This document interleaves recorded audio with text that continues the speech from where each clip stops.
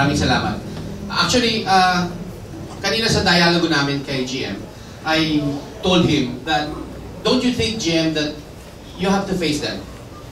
You have to face the employees and give them assurance that you will do everything for them. Kasi po, for the past 2 weeks and 3 weeks na dumaan, we have not heard from you. So I think it's just but proper for you to face the employees and assure them that the management will really do everything para i-correct lahat po ito ng pagkakamali. So, maraming salamat ulit kay GM sabi naman namin sa kanya, rest assured that the SEU will be cooperating and will be helping you as the general manager para ayusin po itong lahat. Okay, so that's number 1. So, kinonfirm ni GM, meron siyang dialogue with Chairman Duque. But we have to be precise. Hindi yan pwedeng usap-usap lang na para magkakumpare. Dahil ito ay meron ng sinusundan na batas, may sinusundan na rules, and are we expecting the civil service na baliin lahat ng rules nila at i-relax lahat ng rules nila? Dapat valid ang reason. That's why we have to prepare and really help the management in preparing how to present this to the Civil Service Commission. Next.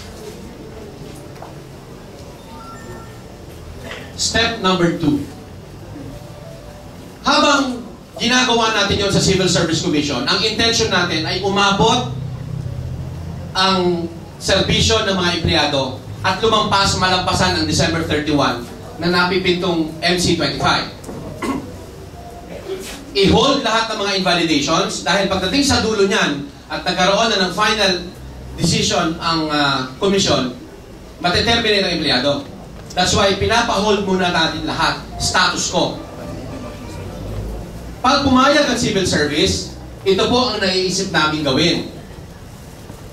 Management and SEU to enter into a compromise agreement to be submitted to Pasay Regional Trial Court. Natatandaan nyo, nagsampa tayo ng kaso? Nullification ng ating rat plan. Magsasabit tayo ng compromise agreement sa kanila base dito.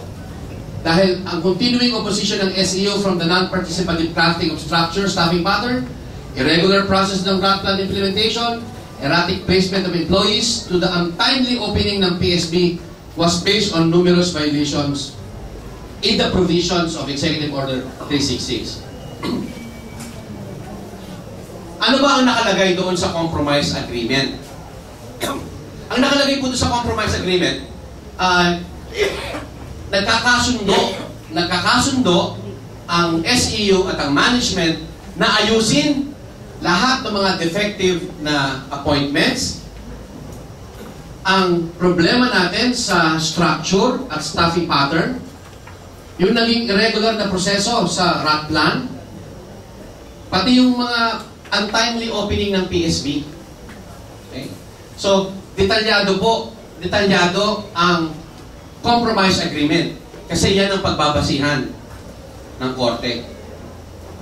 Sino mga nandyan? Siyempre, SEU, ang SEU lawyers, ang HR department, PCSO board, kailangan pumayag sila. Of course, si Chairman ng GM Rojas, our legal department, the TWG, at syempre ang Pasay RTC judge na si Judge Mupas. Okay. Kung kailangan namin kausapin, together with the management, si Judge Mupas, para ipaliwanag kung ano ang inihahain natin doon sa compromise agreement, gagawin sana natin.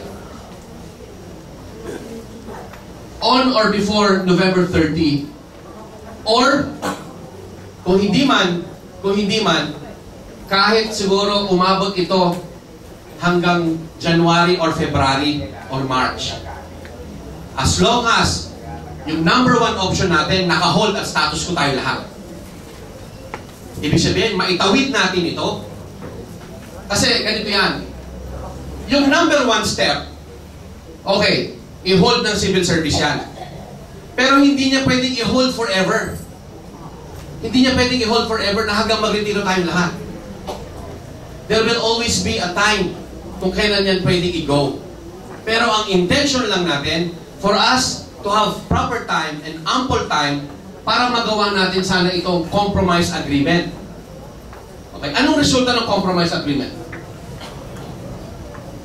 Ang expected output niyan, tatanggapin, i-admit ng court ang ating compromise agreement between the parties as a remedy